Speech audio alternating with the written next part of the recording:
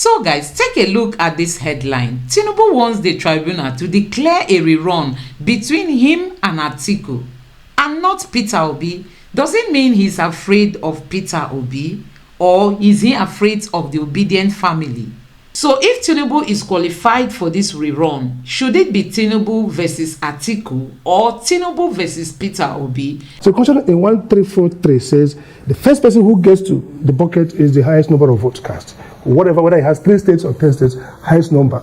The second person who will follow him to do the runoff now will be the person who has majority. And majority, when there are more than 2 people, is that you must score 50 plus 1. Or 10 or 20. You must have 70, 60. But if you have 45% of the vote cast, you will not a majority, and that will be discounted. So guys, many people want the election tribunal to declare a rerun of the 2023 presidential election.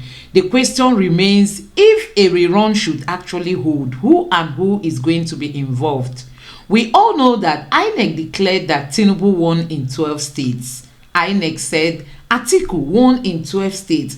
INEC equally declared that Peter Obi won in 11 states plus the FCT, making it 12 states. So meaning that Tinubu won in 12 states, Atiku won in 12 states, and Peter Obi won in 12 states. Apart from other disqualifying factors that are already hurting Tinubu, who and who do you think are qualified for this rerun? So if Tinubu is qualified for this rerun, should it be Tinubu versus Atiku or Tinubu versus Peter Obi? I allow you listen to this analyst as he breaks it down. Parties have submitted their briefs at the Presidential Election Petition Court ahead of the ruling. Amongst other reliefs, the petitioners are asking the court to nullify the election or decide that President Tinubu was not validly elected, according to Section 134C of the Constitution. If the tribunal accedes to their request, it may order a rerun or a runoff, depending on the reasoning of the court. If the court orders a runoff instead of a rerun, how will the candidates be determined? And what does the Constitution provide regarding a situation where the court dismisses or determines, rather, that there is no duly elected president? And a RISE analyst, Associate Professor of Law, Sam Amadi, is here to look at this issue. How will the court really come to a determination that there is no president? Well, first, nobody knows what the court will do, because the court will normally look at what has transpired, but the briefs we've seen in public domain that have been circulated seems to like many of those petitioners are asking for invalidation on the ground of maybe non-compliance or on the ground that nobody was validly elected. And the Constitution seemed to have provided for that.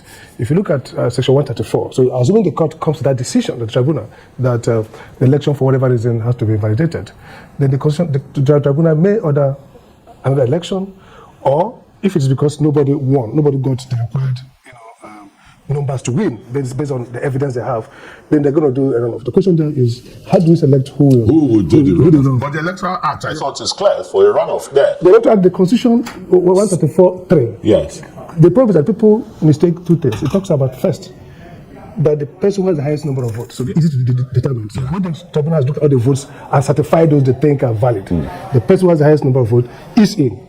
The other person who comes in to run in that runoff will be the person who has a majority of votes in the highest number of states. Now that's where it becomes tricky.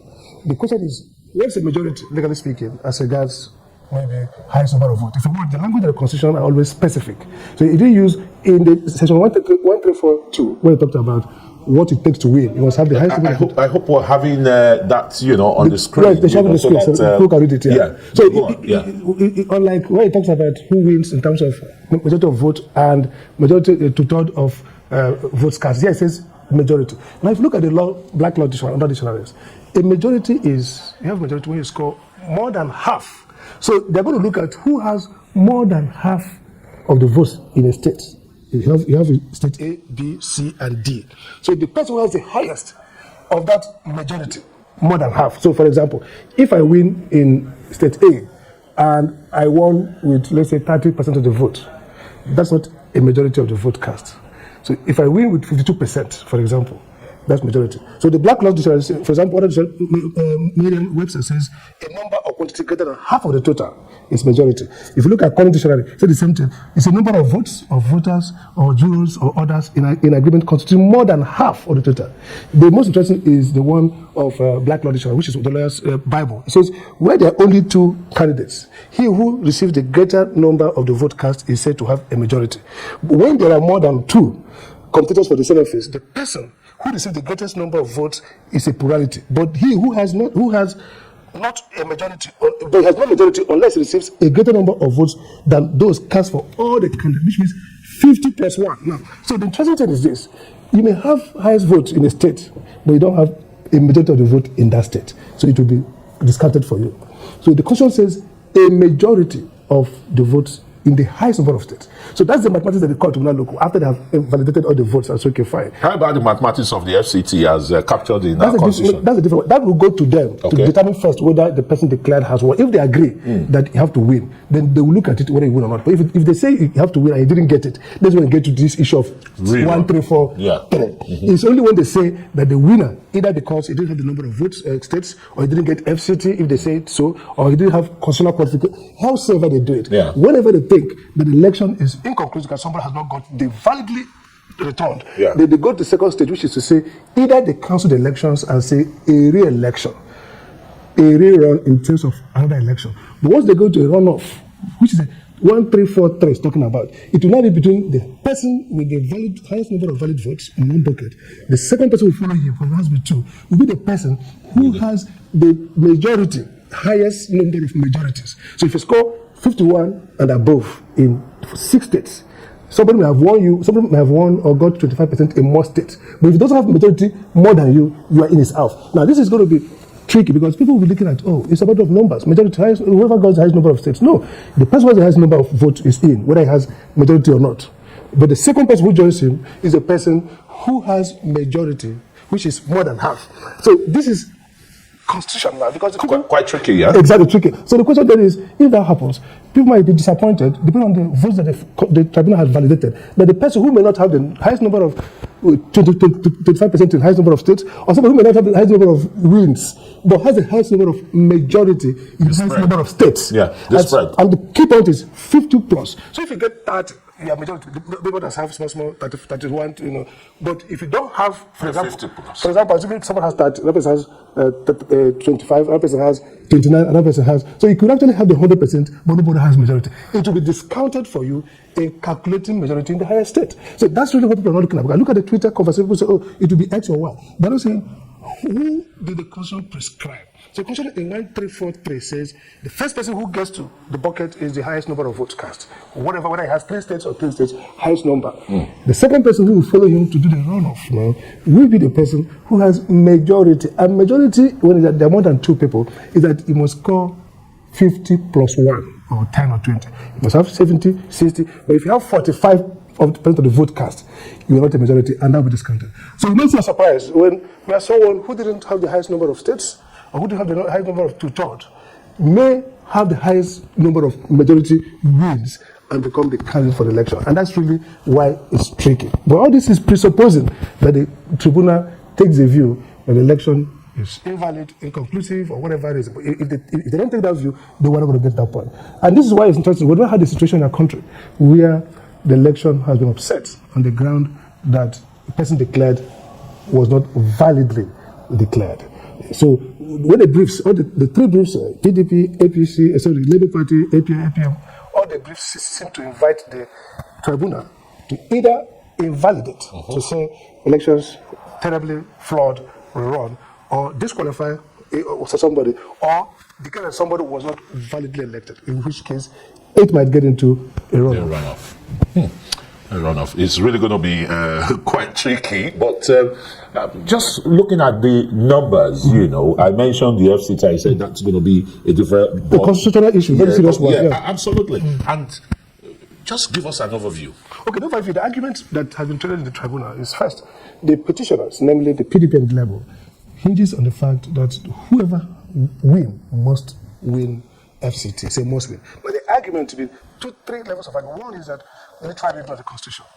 The Constitution says and in grammar, in literal language, grammar and implies that this is addition to something. So if you say, for example, Chris Ogodo won major to the states, including Chris Ogodo has been elected. So it's Chris Ogodo won the election and has been, so that's item literal.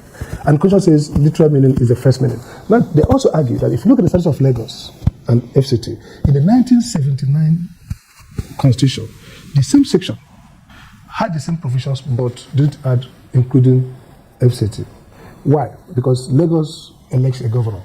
Lagos residents have two elections they do, the presidential election and the governorship election. And because section, I think 229 or so, says that FCT will be governed by a president who will act as the governor. So the argument of this group is that the FCT residents do to elect both the president and the governor. And therefore, the president of Nigeria is coupled. He has to be a president as well as the chief executive of FCT. And that makes sense for FCT to at least get 25% in FCT to accept that office. The other argument on that side is that doing that means that FCT is given a veto over the states. Therefore, why would the vote of FCT be a trump over the more important than the vote of states? 36 states? So it's left for the judges to consider first what the Constitution say, how to interpret it, and if there are precedents. And what some of the argument as a constitutional scholar, we know that constitutions are sui generis. They are on their own. Every constitution is a function of the history of the people and the bargain, the compromise their politicians have made. For example, we should have, like I said before, Lagos was the capital, but we didn't have, we had a governor and a House of Assembly. FCT is not, it's a territory.